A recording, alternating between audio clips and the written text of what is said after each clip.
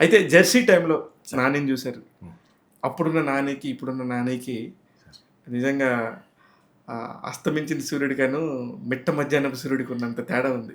Sir. కరెక్టేనంటారా పోలిక? Correct. ఆ! కరెక్టే సార్. అసలకి ఎంత అద్భుతమైన డెవలప్‌మెంటు. అవును సార్. చూసి మీరేమనుకుంటారు సార్? నాకు చాలా హ్యాపీ అనిపిస్తది సార్. అంటే నాకు ఎలా అనిపిస్తదంటే అండి, నాని గారిని కలవడానికి నాకు అవకాశం ఎలా లభించిందంటే, గౌతమ్ తిమ్మరి గారు. హ్మ్. ఆయన్ని కలవడానికి అంటే ఆయన నాకు 'మళ్ళీ రావా' టైంలో ఆయన నాకు నేను 'మళ్ళీ రావా' సినిమాకే వర్క్ చేయలేదండి. నేను 'మళ్ళీ రావా' కంటే ముందు నుండే ఒక 6 ఇయర్స్ ముందు నుండే పరిచయం ఆయన. గౌతమ్ గారితో. గౌతమ్ గారు. ఆయన ఓహ్! రైటింగ్ చేసేవారు. జాబ్ చేస్తూ సినిమా అవును. రాసుకునేవారనమాటండి. అప్పటి నుండే పరిచయం అండి. ఆ పరిచయం కాస్త అలా ఫోన్స్ మాట్లాడడం, అప్పుడప్పుడు కలవడం అలా జరిగేదనమాటండి. 'మళ్ళీ రావా' టైంలో నేను ఆయన దగ్గరికి జాయిన్ అయ్యాను.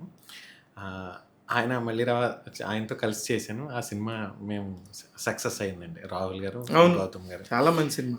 అవును హ్మ్. సార్. ఆ సక్సెస్ అయిన తర్వాత సార్‌కి 'జెర్సీ' అవకాశం వచ్చింది.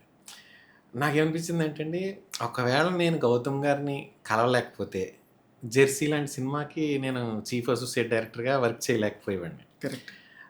నిజంగా 'నాని' గారి లాంటి యాక్టర్‌ని నేను కలవలేకపోయేవాడిని అని అనిపిస్తది సార్. అలాగే చాలా ప్రౌడ్‌గా కూడా ఉంటది సార్. ఎందుకంటే అండి, సినిమా చేస్తున్నప్పుడు చాలా కష్టం జరిగింది. పడడం జరిగింది.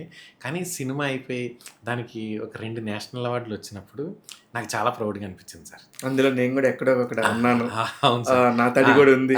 నా స్పర్శే ఆ ఉంది. అవార్డ్ వచ్చినప్పుడు నేను 'మసూదా' మూవీ షూటింగ్‌లో ఉన్నానండి. ఒక మియాపూర్‌లో.